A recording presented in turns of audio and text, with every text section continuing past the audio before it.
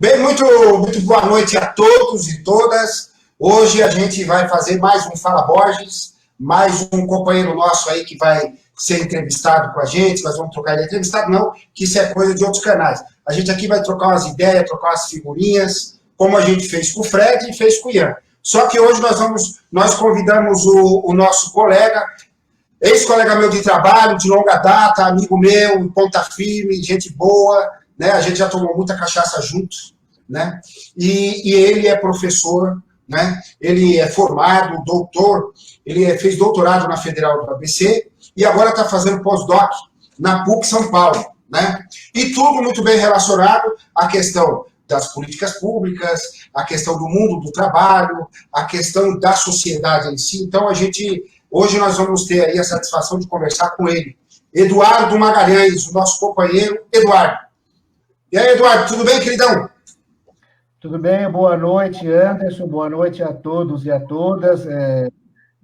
Obrigado pela oportunidade de a gente poder conversar, né, voltar um pouquinho aos velhos tempos, né? Trabalhamos junto durante alguns anos, né? 5 anos, você trabalhou bem mais do que eu no departamento de formação do sindicato, e vai ser muito interessante a gente relembrar as conversas que nós tínhamos e os cursos, né, que dávamos lá no departamento de formação do Sindicato Metalúrgico do ABC. Muito legal. Eduardo, o tema de hoje, você inclusive propôs, porque todo tema, quem propõe é o convidado, né? Essa questão do capitalismo suicida, o fim está próximo. Muita gente perguntou o que seria esse capitalismo suicida, por que o fim está próximo, né? Uma situação meio apocalíptica, e eu gostaria já de começar com você conversando sobre isso. Manda ver aí. O fim está próximo ou não? Bom, Anderson, esse tema é um tema bastante chamativo, né? Eu espero que tenha chamado a atenção de várias pessoas para que a gente pudesse conversar sobre isso. E o fim, ele pode estar próximo se as variáveis sociais, econômicas, ambientais, etc., que hoje existem, continuarem, né? Então, assim, não só eu, mas vários estudiosos, a gente avalia que o sistema capitalista, se ele continuar como está, ele é um sistema que vai se autodestruir, né? Ou seja, nesse sentido, um sistema suicida. E, repito, se as variáveis econômicas, sociais, culturais, ambientais continuarem, a tendência é que a gente tenha problemas graves no curto prazo, ou no máximo no médio prazo, né? Mas quando você fala dessas variáveis, para quem está assistindo a gente, quais seriam essas variáveis? Quais seriam? Variáveis econômicas, sociais e ambientais. Como você falou no começo, eu iniciei um estudo com o professor na PUC São Paulo, estudo pós-doutorado, com o professor Ladislau Dalbor. Aliás, valeria a pena, né, quem está assistindo a gente consultar o site, o blog do professor Ladislau Dalbor, né? É só digitar lá no Google, né, Dalbor, aí dá para ter acesso ao site dele. E ele disponibiliza no site dele vários estudos e vídeos onde ele fala sobre a situação do capitalismo hoje, né? E as variáveis que eu me refiro, como eu já mencionei, são variáveis econômicas, sociais, ambientais e etc. Um dado, né, entre as variáveis econômicas que foi publicado recentemente, né, são dados pesquisados pela Oxfam. A Oxfam é uma ONG inglesa que tem escritório no Brasil e em outros países. Aliás, também é muito interessante que quem está assistindo a gente consulte, né, os estudos elaborados pela Oxfam. E, recentemente, ela publicou um estudo que tem alguns dados que chamam muito a atenção, né? Nesse período nosso de pandemia, especificamente entre abril e julho, ou seja, 4 meses, né, os 42 bilionários do Brasil acumularam entre março e julho, né, 4 meses, durante a pandemia, acumularam 34 bilhões de dólares, que em reais são aproximadamente 170 bilhões de reais.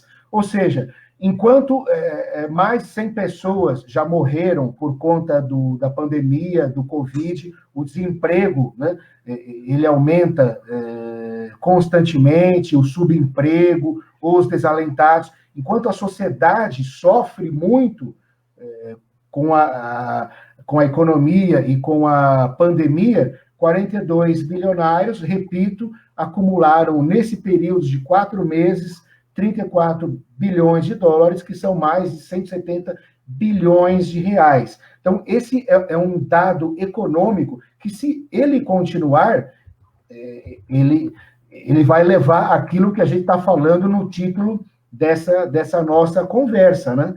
Não há como uma sociedade funcionar com essa extrema concentração de riqueza, né?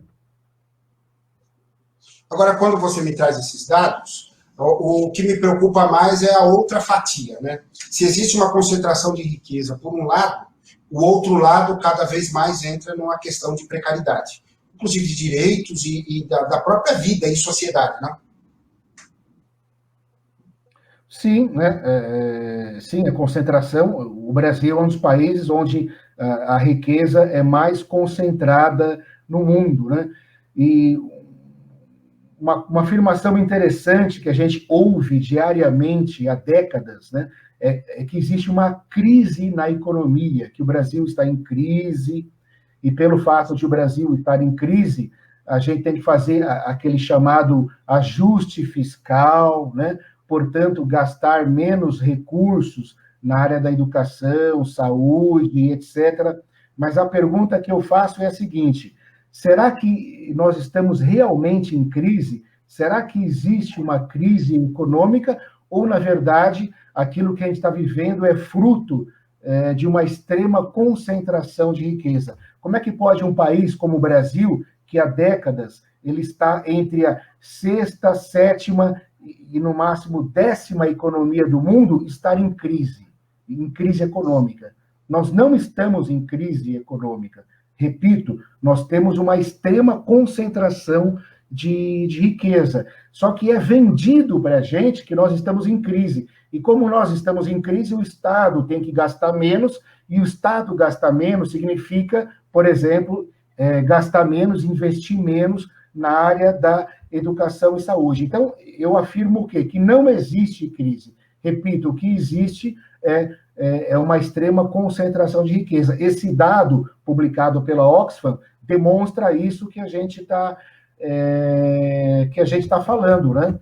Na América Latina, a concentração de riqueza nesses 4 meses de pandemia foi de mais de 48 bilhões de dólares. E no Brasil, 34 bilhões de dólares. Para demonstrar que não existe, na verdade, crise, mas sim concentração de riqueza, se você dividir o PIB global, daí, PIB, o que é o PIB, né? É toda a riqueza, no caso, em relação ao Brasil, ao país, dos produtos e serviços que são produzidos ao longo de um ano. Então, se você pegar esse PIB mundial e também do Brasil, no caso do PIB mundial, e dividir pela população global, cada família de 4 pessoas teria por mês aproximadamente de 10 a 15 mil reais. Esse é o valor global e o Brasil também está nessa média. Ou seja, se no Brasil existe riqueza para que cada família de 4 pessoas tenha de 10 a 15 mil reais por mês, esse valor não possibilitaria que essa família vivesse com qualidade de vida? Possibilitaria, né? Justamente. Ou seja, não existe a pobreza que existe no Brasil e no mundo, não é pela falta de riqueza. A pobreza que existe e a má qualidade de vida que existe no Brasil e no mundo, ela é fruto, repito, de uma extrema concentração dessa riqueza por pouquíssimas pessoas. Você ia falar, né, Anderson? Então, assim, né, quando você mostra esse cenário, isso tem a ver com a questão do Brasil ser um país, para eu pegar só especificamente o Brasil, né? Isso tem a ver com a questão do Brasil ser um país extremamente neocolonialista. Isso tem a ver com o neocolonialismo e a concentração das transnacionais, né, nos seus países de origem. Isso tem a ver?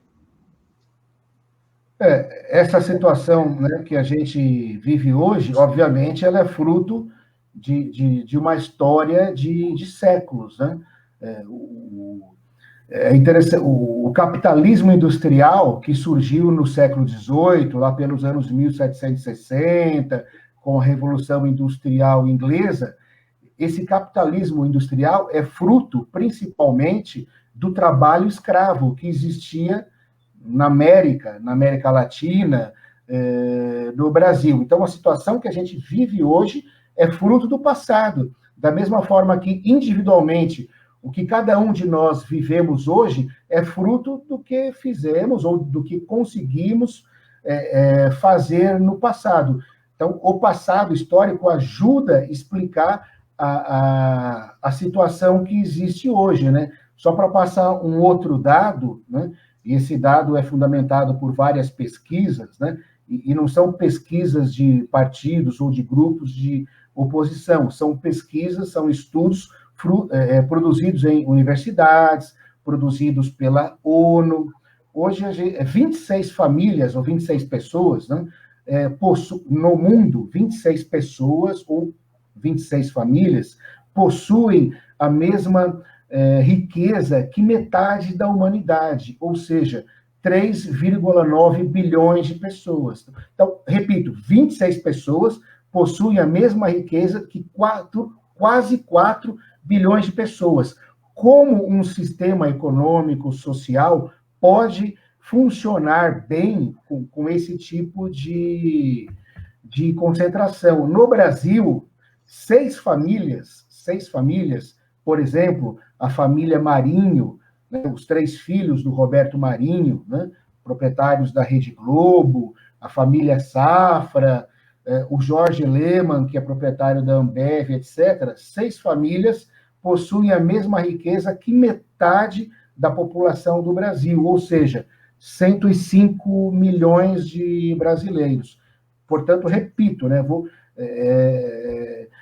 como uma sociedade pode funcionar bem com um cenário como esse. Então, essa situação, ela é fruto da concentração de riqueza atual, que também é explicada, como você comentou, pelo passado, né, histórico, no caso, quando a gente fala aqui do Brasil, que é o trabalho escravo, né? De 500 anos de história do Brasil, quase 400 a gente teve o trabalho escravo, né? Então, essa variável que você está citando, que é uma variável social, que está ligada com uma variável econômica, ela não pode ser desconsiderada para a gente entender a realidade hoje, né? Sim, e isso traz impactos tanto no que se refere à educação no Brasil, desenvolvimento de pesquisa, né, que inclusive a gente está aí sobre os gargalos, né, a pesquisa, inclusive saiu um artigo, inclusive está na Carta Maior, que cérebros estão fugindo, né, o êxodo de cérebros para outras regiões do mundo, justamente pelo reflexo dessa concentração de riqueza que acaba impedindo o desenvolvimento do próprio país. Anderson, isso que você está falando é bastante interessante, né?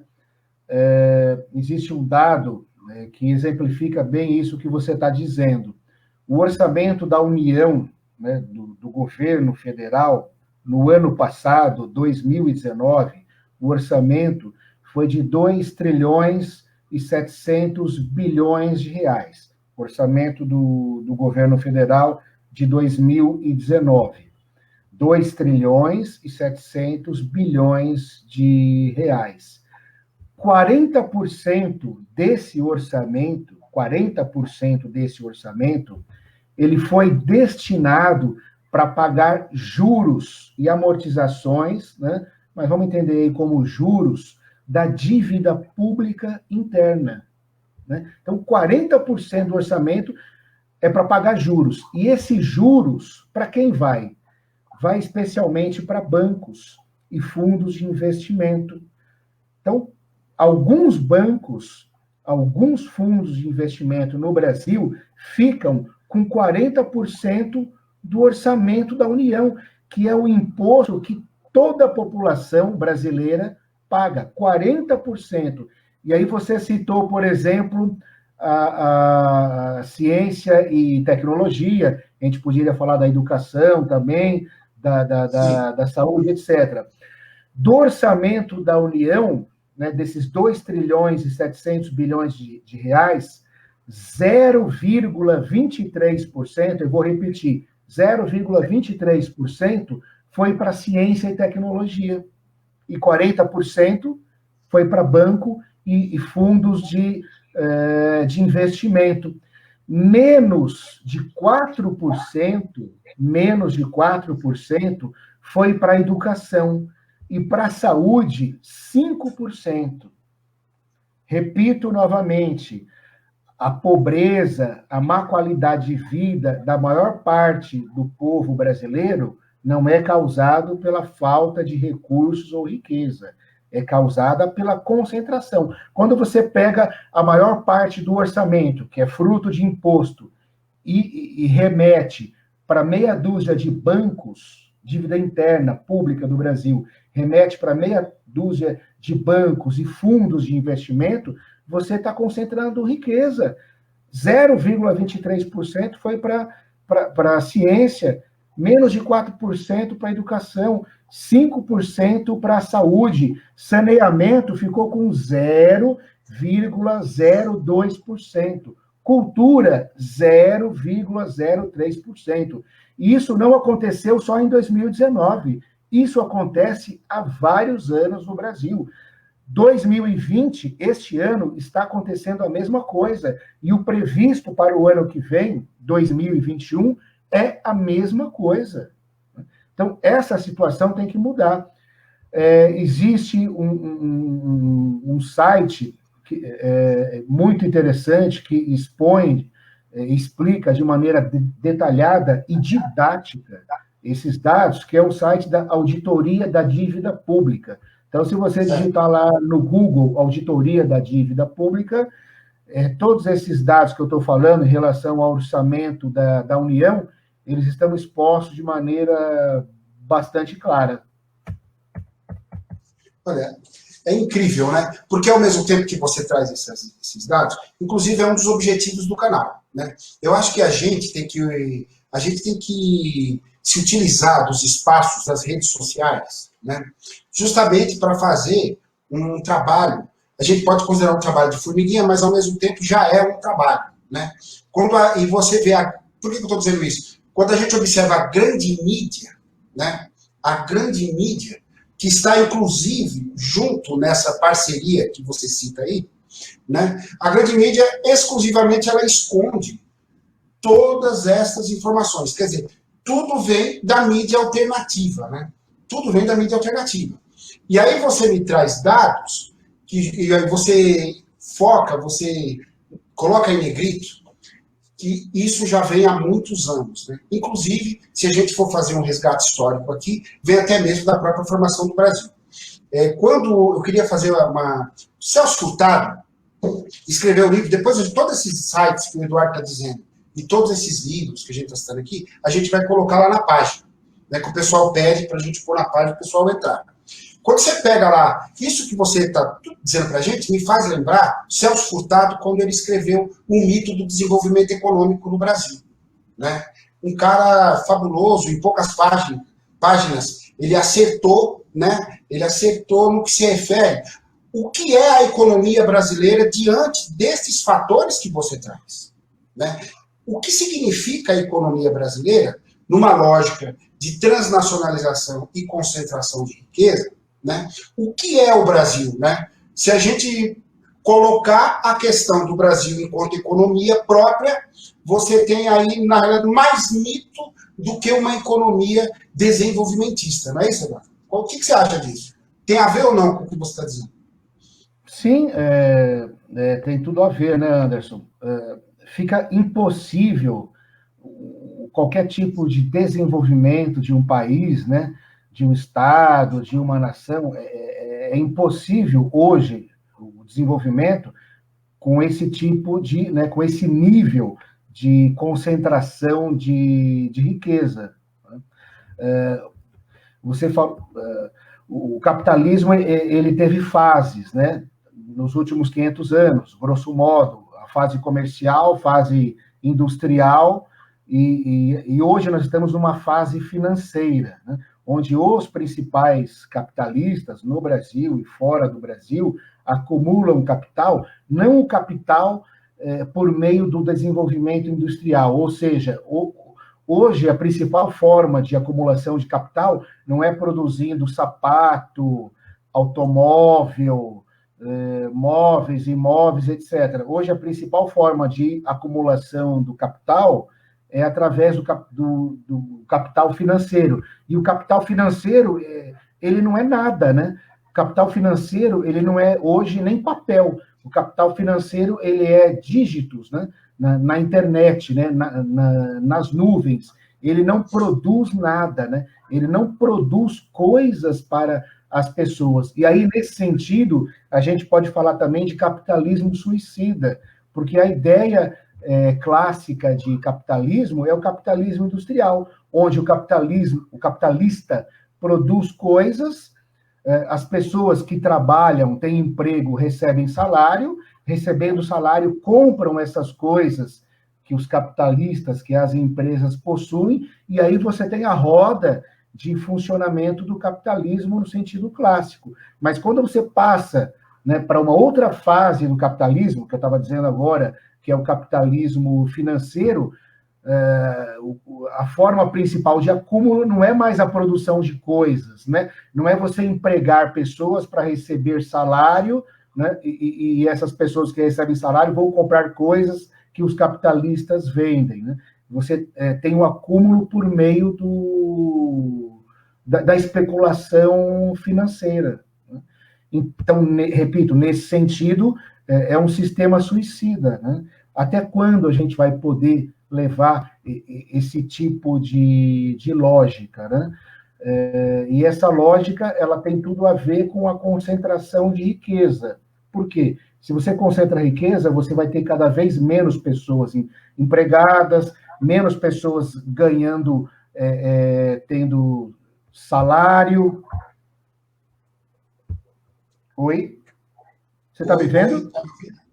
Não, não estou te vendo, não estou te vendo. Agora estou. Beleza. Ah, tá.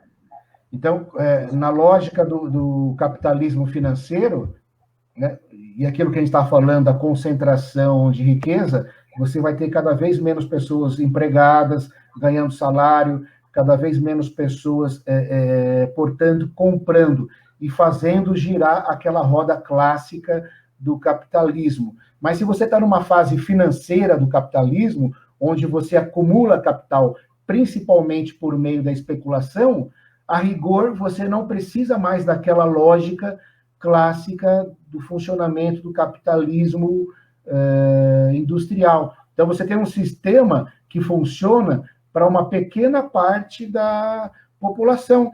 E isso é demonstrado por aqueles dados que a gente estava vendo inicialmente, né? 6 famílias têm metade 6 famílias têm a mesma riqueza que metade da população, 26 famílias têm a mesma riqueza que metade da população mundial. Então, isso são dados que demonstram o capitalismo funcionando em sua fase financeira. A fase industrial já passou, né? Ela já passou. Então, o capitalismo é um sistema suicida e que vai levar a miséria e a pobreza a maior parte da população brasileira e mundial. E aí, nesse sentido, a gente fala, o fim está próximo, vamos voltar lá para o começo daquilo que ele estava falando. Se as variáveis continuarem as mesmas, o fim está próximo, né? A gente tem que mudar essa lógica para que a gente possa adiar o fim, digamos assim, né? Eu queria passar só mais um dado, né? No ano passado, em nível mundial, global, 8.500 crianças morreram de fome por dia. Vou repetir, ano passado, isso é dado referente ao ano passado, e agora piorou por conta da pandemia, 8.000 crianças até 5 anos de idade morreram de fome por dia. Isso dá uma criança a cada 10 segundos, e no ano de 2019, dá mais do que 3.100.000 crianças. Todas essas mortes seriam absolutamente evitáveis, se você entende que o mundo produz riqueza suficiente para que todos vivam bem, né? Então, é essa a situação que a gente está, né? É uma situação de fim mesmo, de suicídio, né? A gente não pode se enganar. Não, interessante. Quando você fala dessa quantidade de crianças, e aí, em todo esse cenário, Eduardo, como é que fica a questão do papel do Estado nesse sentido? Como é que fica a questão do papel do Estado, né? O Estado se movimenta, né? Chegou numa fase liberal, depois keynesiana liberal, aí depois ditatorial, pegando só o Brasil, né? Aí daqui a pouco você tem uma fase progressista, neoliberal também, bastante neoliberal, depois uma fase progressista, e agora a gente está vivendo uma fase ponto de interrogação.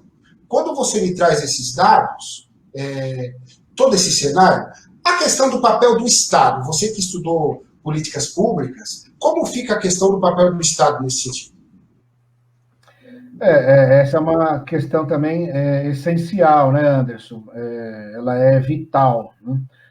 O que a gente já ouve há muito tempo e cada vez mais, né, é que o Estado ele prejudica a economia, o Estado gasta muito, a corrupção provém do Estado, o Estado atrapalha a sociedade, e aí a ideia que se defende é aquela que a gente chama de Estado mínimo, né? Ainda é essa ideia, né? Os meios de comunicação, em geral, e, por exemplo, aqui no Brasil, defendem essa ideia de Estado mínimo.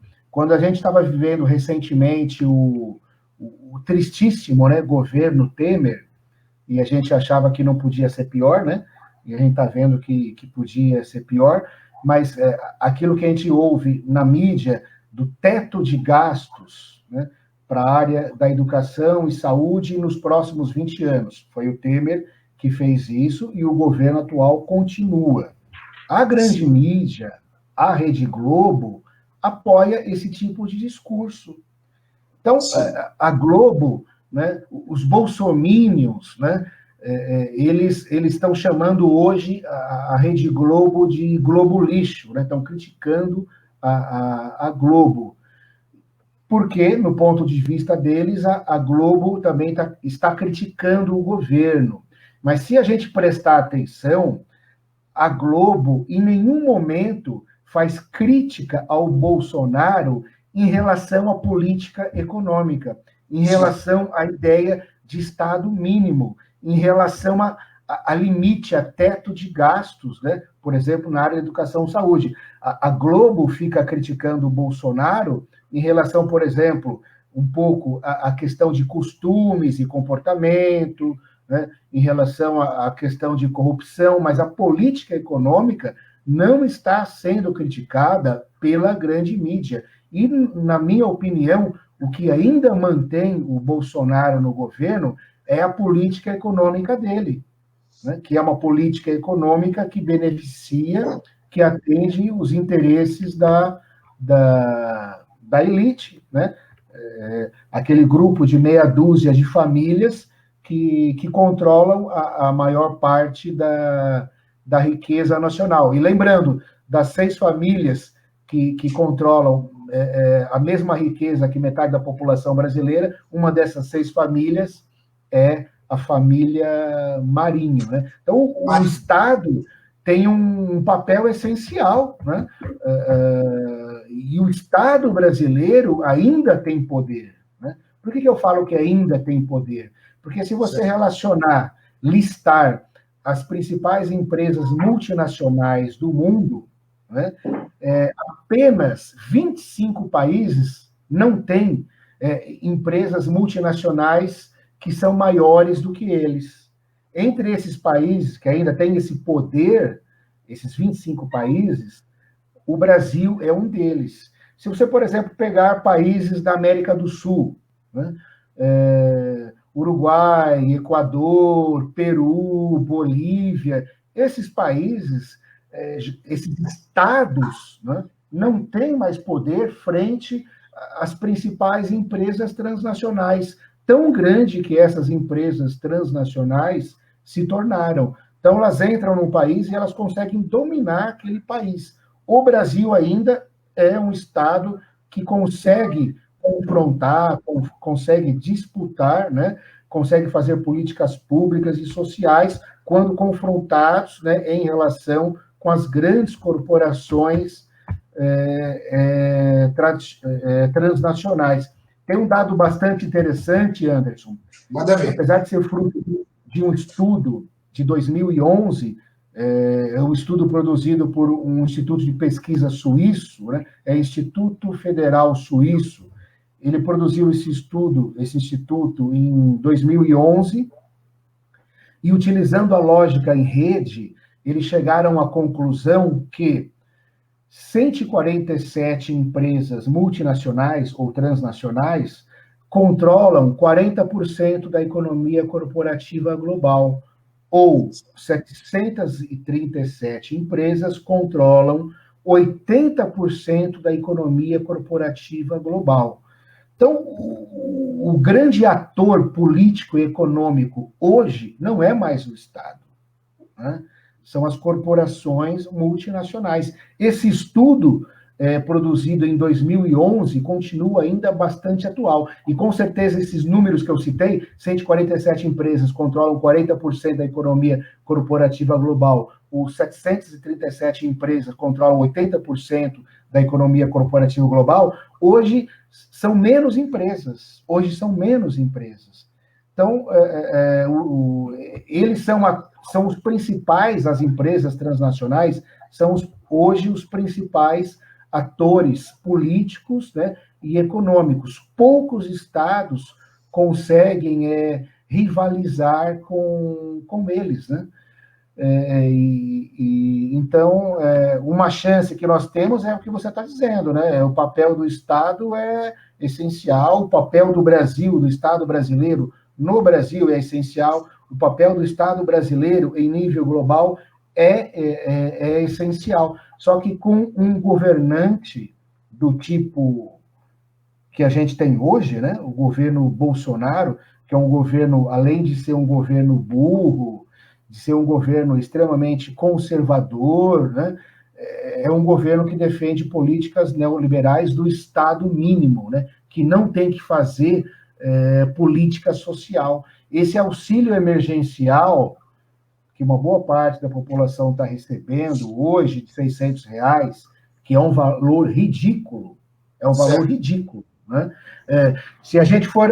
o DIEESE, né? O DIEESE, que é um instituto de pesquisa vinculado aos trabalhadores, ele calcula há muitos anos, mensalmente, quanto deveria ser o salário mínimo no Brasil, de acordo com a Constituição brasileira, né? O artigo 5º, 7º da Constituição brasileira, seguindo a Constituição brasileira, hoje o salário mínimo para uma família de 4 pessoas deveria ser de R$4.500.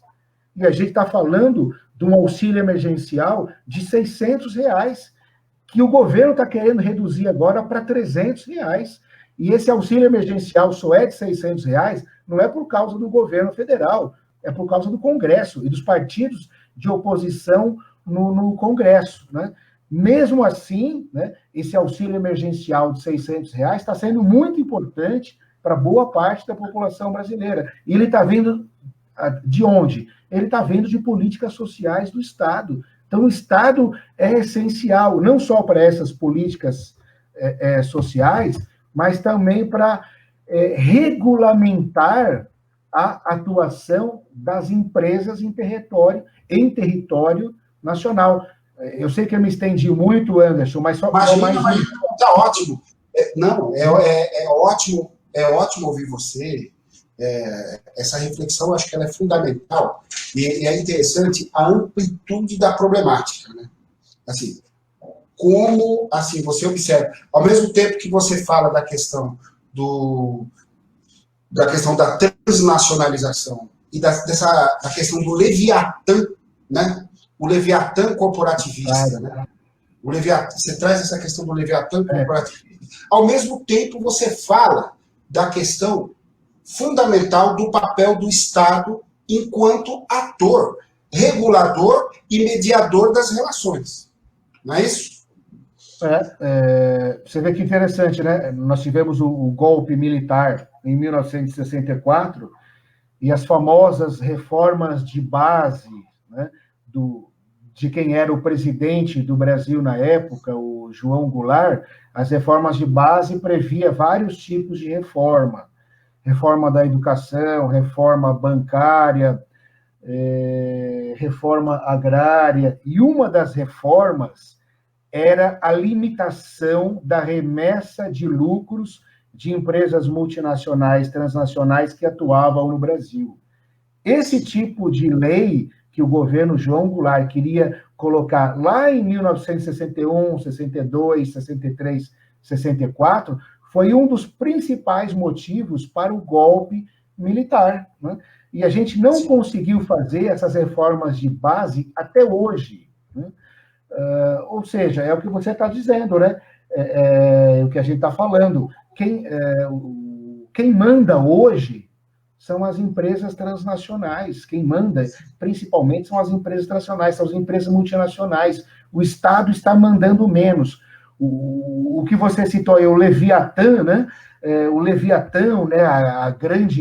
O grande protagonista não é mais o Estado, né? O Leviatã hoje são as empresas multinacionais, transnacionais. Então, a atuação das empresas multinacionais tem que ser reguladas.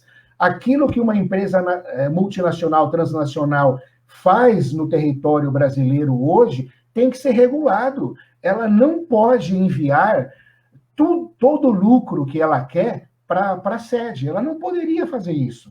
Já que ela obtém esse lucro aqui no território brasileiro, com o trabalhador brasileiro, parte desse lucro tinha que ser reinvestido aqui, né? Mas só que isso não existe, né? O Estado brasileiro está abrindo mão disso, né? E aí é a situação que a gente vê de pobreza e miséria. Quando você fala do Estado brasileiro abrindo mão, né? O abrir mão do Estado brasileiro é também uma questão histórica. O Brasil sempre se posicionou, apesar de um espaço de tempo, né? Se você pega aí o governo 2003 a 2014, houve aí uma tentativa, uma iniciativa de colocar o Brasil como ator, um dos atores, um ator, né? No mundo, nesse mundo que você se refere, que é o mundo transnacional, ser um ator. Só que quando a gente observa tudo isso que está falando, você cita João Goulart aí, que é interessante, para quem quiser aprofundar mais essa questão, tem um documentário, João Goulart, Jango, né? Tem aí, atualíssimo, está lá no YouTube, a gente também vai colocar o link aí, para entender melhor, ilustrar melhor tudo isso que o Eduardo está falando, tem Jango lá no YouTube, um excelente documentário que mostra realmente, mostra a opção do Brasil em ser subserviente à lógica mundial, principalmente a questão dos países dominantes. Agora, Eduardo, quando você observa a China-Brasil, né? A China, ela se industrializou bem mais tarde que o Brasil, né? Quando você pega aí a questão da Coreia do Sul, é outro país também, que, se eu não me engano, ele deve ser um pouco maior do que a questão do grande ABC, né? deve ser um pouco maior que isso, se não for lá do mesmo tamanho. E aí você vê também a Coreia do Sul também se industrializou tardiamente, bem mais tarde que o Brasil, e ao mesmo tempo você vê esses dois países como países importantes no que se refere à economia mundial, né? Eu estou só falando isso porque quando você fala dessa questão da opção, né, o Brasil enquanto opção, também nos remete a pensar isso, não é verdade? A questão do Brasil em ser também, em ter a elite nacional, ela também tem como opção, basta lembrar o Gurgel, né?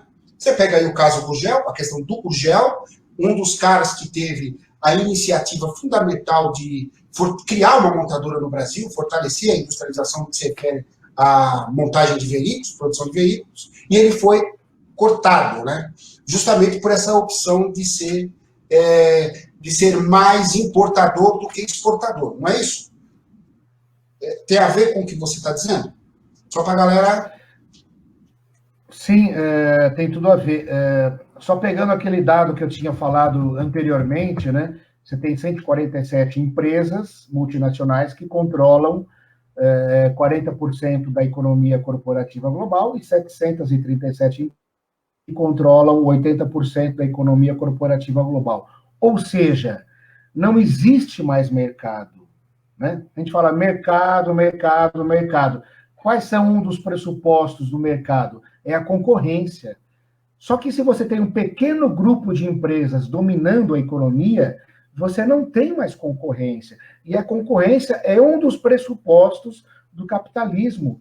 Você também não tem livre iniciativa, porque você tem um pequeno número de empresas, repito, controlando a economia global e nacional. Então, o outro pressuposto do capitalismo, que é a livre iniciativa, também não existe mais.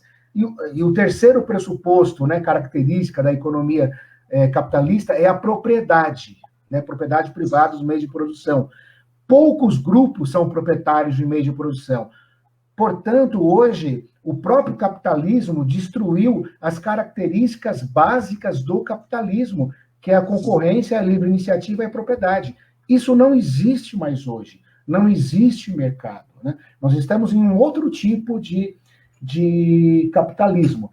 Eu só queria citar isso, tem a ver com aquilo que você estava falando, né? Aí você citou também a política externa, né? No período do governo Lula e Dilma, eu vou falar mais especificamente do governo Lula, 2003, 2013, que é o que eu lembro um pouco mais, né? Mas isso inclui também a Dilma.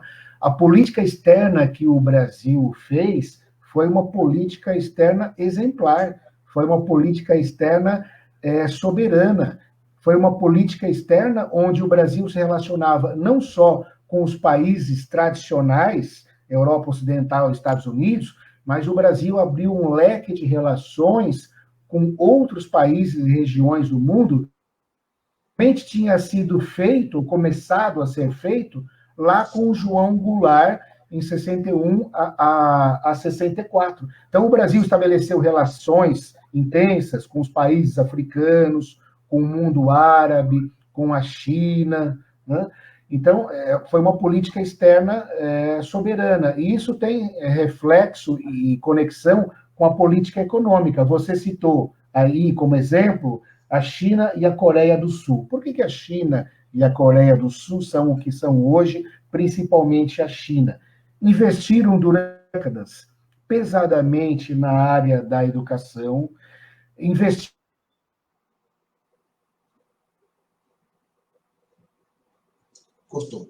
e de forma soberana. Então, durante décadas fazendo isso, China e Coreia do Sul, hoje esses países se destacam, especialmente a China, que está rivalizando com os Estados Unidos. A produção industrial da China superou a dos Estados Unidos em 2011. Né? Desde 2011, a produção industrial da China é maior do que a dos Estados Unidos. Então, a China investe pesadamente em educação, em ciência, em tecnologia, tem uma política externa soberana, independente. O que o Brasil fez, de certa forma, os governos do PT, né? governo Lula e Dilma. Então, nós tivemos esse período que foi curto na história do Brasil e depois voltamos para uma posição com o governo Temer e agora Bolsonaro extremamente submissa, né? A gente vê todo dia a submissão ridícula, né? O Bolsonaro é uma pessoa ridícula. Ele é ignorante, ele é burro, ele é incapaz, né? E a política externa dele é de total submissão aos Estados Unidos, é uma submissão ridícula. E o governo Trump, os Estados Unidos, não estão nem aí para o Bolsonaro, não estão nem aí para o Brasil, e mesmo assim o governo Bolsonaro mantém uma política externa e econômica submissa aos Estados Unidos, né? Hoje mais do que nunca, né, Eduardo? Eu acho, eles conseguiram superar o plano de metas que teve no governo militar passado. Eles conseguiram, né? Hoje eles conseguiram superar, porque o entreguismo aos países dominantes, em especial aos Estados Unidos, está sendo muito maior do que foi no passado com os militares, que também entregaram o Brasil, né? O Brasil ficou muito mais endividado no período da ditadura militar, justamente aquela troca de favores, o chamado milagre econômico, né? E hoje, o milagre econômico, na realidade, o Delfinec dizia que tinha que primeiro esperar o bolo para crescer. Hoje, não é nem uma colher de sopa. A colher de sopa são os R$300 aí que estão dando de auxílio, que é o que você destaca, né? Agora, eu queria aproveitar e falar, o Brasil é um país forte no que se refere também a movimentos sociais organizados, né? E eu queria ouvir um pouco você nessa questão, diante desse cenário, qual seria, no seu ponto de vista, o papel dos movimentos sociais organizados? Qual seria aí o caminho para a gente não cair nesse finalmente próximo, nesse fim que está próximo? Qual seria aí o papel dos movimentos sociais organizados? Realmente, Anderson, o entreguismo, né, que você citou, dos governos militares, e a gente não pode esquecer o governo Fernando Henrique Cardoso, que foi um governo extremamente entreguista, né? Os governos nacionais, federais do PSDB foram governos extremamente entreguistas. Eles tentaram privatizar, por exemplo, a Petrobras, mas não conseguiram, mas privatizaram várias outras empresas com importância estratégica para o país, né? Para a economia brasileira. Então, o governo Fernando Henrique foi um governo extremamente entreguista. O governo Fernando Henrique adorava, e o Fernando Henrique especialmente adora, o Partido Democrata, né? O Trump hoje, a gente sabe, ele é do Partido Republicano. E quem adora o Partido Republicano e o Trump é o Bolsonaro. E o Fernando Henrique adorava o Clinton, que era presidente na época, e o Partido Democrata. Então, a subordinação do governo Bolsonaro e do governo Fernando Henrique são muito semelhantes, né? O Bolsonaro é, na verdade, um Fernando Henrique piorado milhares de vezes, né? Individualmente falando, o Fernando Henrique é um cara letrado, ele é doutor, né? Ele publicou vários livros, vários artigos, mas isso não serviu para nada. Ele é um entreguista, né?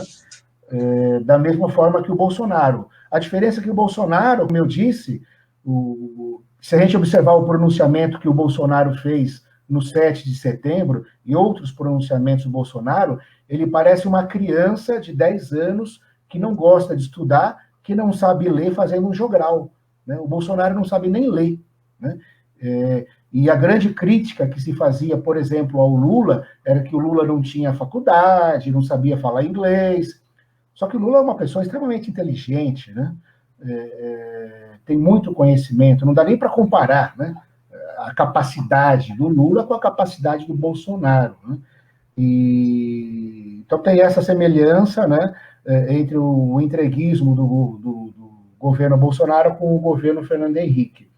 Muito bem, você me fez aí a pergunta, né, que é como... E aí, né, o que fazer, né, diante de tanta tragédia, né, diante a proximidade do fim, né, as variáveis econômicas, sociais continuando as mesmas, o fim está próximo. Isso porque a gente nem comentou, Anderson, da questão das mudanças climáticas, né? Da questão ambiental. Né? Nós estamos no abismo ambiental também. Nós estamos no abismo social, os números demonstram isso, nós estamos no abismo econômico, os números demonstram isso, e também estamos no abismo ambiental. Né? Então, a gente nem falou sobre isso, né? Eu poderia aqui citar rapidamente, né? Existem metas globais, né, em relação à emissão de CO2. Essas metas não estão sendo cumpridas, né, pelos principais países, entre eles Estados Unidos. Mesmo se elas fossem cumpridas, nós já estamos comprometidos ambientalmente. Né? E elas não estão sendo cumpridas. E eu acredito que não serão cumpridas, né? Pelo consumismo, pela produção econômica da forma que ela é feita hoje, baseada no petróleo, no carvão, etc. Então, nós estamos também num abismo ambiental.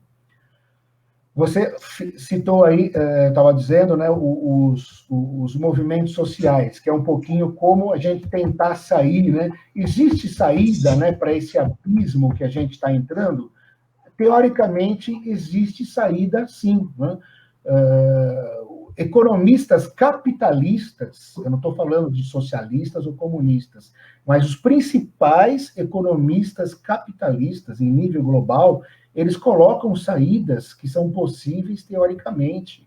Uma delas, por exemplo, aqui no Brasil, mas no mundo também, é a reforma tributária. Os impostos, em boa parte do mundo e aqui no Brasil, eles incidem principalmente sobre o consumo e não sobre a renda. Ou seja, o quilo de batata que o neto do Roberto Marinho, né, com o imposto que tem sobre o quilo de batata que o neto do Roberto Marinho paga, é o mesmo que quem ganha o auxílio emergencial de R$600 paga. Então, o imposto no Brasil é baseado no consumo. Se ele é baseado no consumo, ele vai incidir principalmente em cima dos pobres. Não existe, o imposto ele não cai principalmente sobre a renda. Então, você tinha que ter uma reforma tributária no Brasil que incidisse principalmente sobre a renda, e de maneira progressiva. Quanto maior a riqueza, quanto maior o patrimônio, quanto maior a renda, maior o imposto. Né? E tirar o imposto sobre o consumo, principalmente sobre o consumo de cesta, né? Sobre óleo, macarrão, não tinha que ter imposto nisso. Bom, essa é uma das formas da gente mudar essa situação. A auditoria, fazer uma auditoria na dívida pública, que são aqueles números que a gente conversou sobre o orçamento da União, que a maior parte vai para banco. Então, reforma tributária, auditoria na dívida pública, utilizar a maior parte do orçamento para políticas sociais, educação, saúde, etc., e não para pagar banco, tributar grandes fortunas, que no Brasil não existe isso, né? Incluir o povo na governança do país, né? O povo continua totalmente excluído. E quem poderia fazer isso? Quem poderia fazer isso? Aí, né, é o que você disse, Anderson, são os movimentos sociais. Existem movimentos sociais muito importantes no Brasil. Eu citaria, por exemplo, é claro que eu vou esquecer de vários, né? E aí peço desculpas, né? Mas eu vou citar alguns, mas o movimento do sem-teto. O movimento sem-teto é um movimento social muito importante no Brasil. A gente tem um déficit habitacional muito grande no Brasil, ao mesmo tempo que a gente tem uma quantidade de imóveis que poderiam servir como moradia para quem não tem. Né? Então, o movimento dos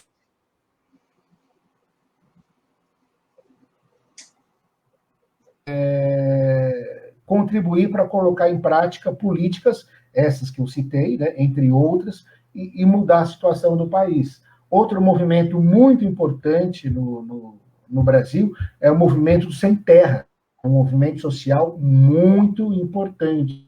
O Brasil precisa fazer reforma agrária de maneira urgente, né?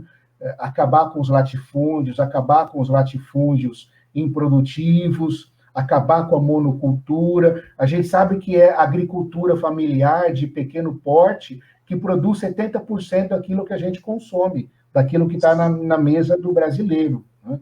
Então, o movimento Sem Terra é um movimento muito importante. Eu gostaria de citar também, de comentar, Anderson, se você me permite.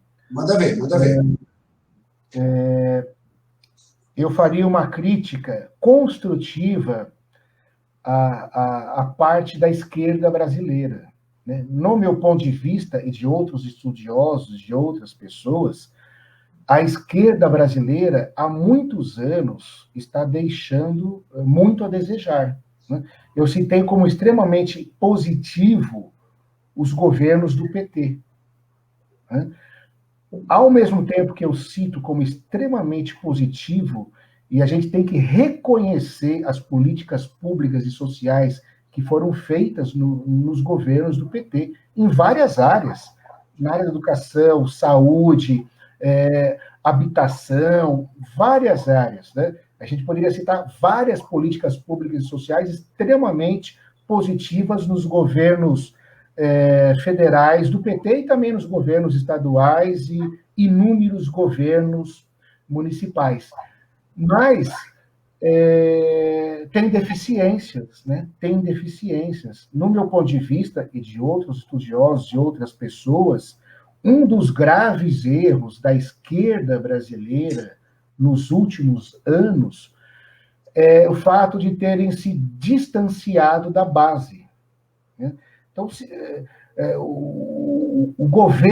os governos do PT em nível nacional, mas também em níveis estaduais, conseguiram possibilitar uma qualidade de vida, sem dúvida, melhor para a população.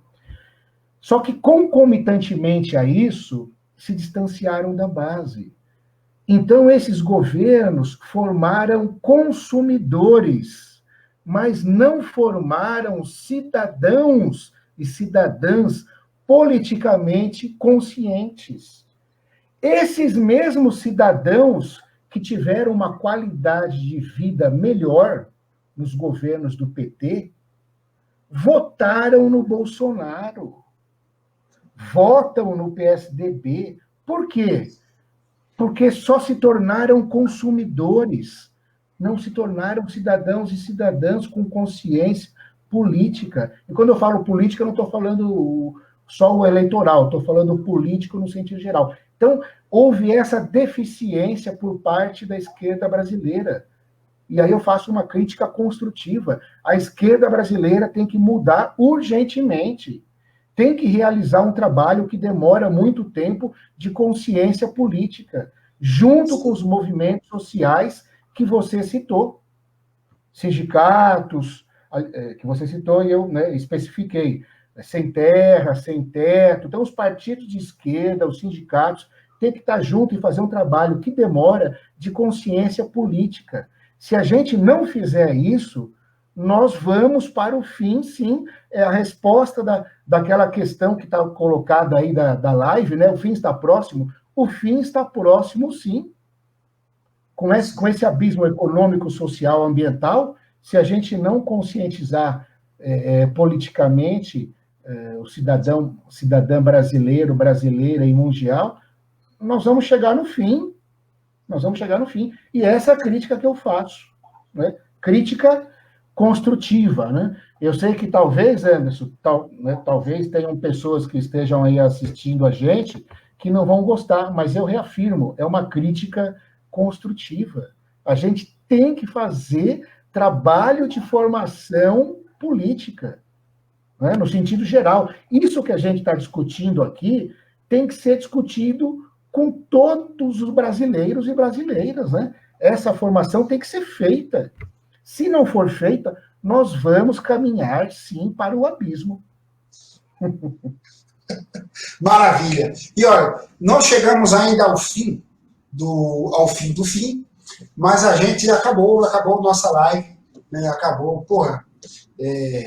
Você é fera, né, cara? Eu te admiro muito, você é um estudioso, Você estuda mais que eu, né? Você estuda mais que eu. E eu fico feliz demais de ter você com a gente aqui. Edu, quero agradecer. Já acabou, 1 hora em ponto, acabou. A gente vai fazer outra. A gente vai fazer outra live, a gente vai discutir, a gente vai continuar esse papo. Eu quero agradecer você, tá bom? Pelo seu carinho aí, pela sua paciência, por todo esse conhecimento que você tem aí, traz pra gente. Obrigado por contribuir no nosso canal, né? Obrigado aí de estar aí com a gente, falando um pouco do seu conhecimento, que é imenso. Obrigadão, viu, Eduardo? Últimas considerações aí do nosso companheiro. Anderson, eu que agradeço a oportunidade, foi muito bom voltar a conversar, né? Esse tipo de conversa nós fizemos, né? No passado, não há muito tempo, fizemos várias vezes, então foi muito, muito legal, né? Matar essa saudade, ter esse tipo de conversa e poder dividir isso com outras pessoas. Então, eu agradeço a oportunidade e me coloco sempre à disposição. Sempre que você tiver a paciência de conversar, eu estou à disposição. Você é fera. Forte abraço para você, para todos, tá bom? E a gente vai se ver aí, a gente vai se ver. Forte abraço para todos. E olha, sexta-feira tem mais live, hein? Sexta-feira tem. Nós vamos trazer aqui uma advogada que vai discutir, professora também, advogada, vai discutir doméstica na pandemia e o feminicídio. Também é um ponto importante de se estudar, né, Eduardo? É um ponto importante. Sim. Aí. E tem crescido na pandemia, né? Tem crescido. Mano, um forte abraço. Tudo de bom. Abraço a você, a todos e a todas. Bom.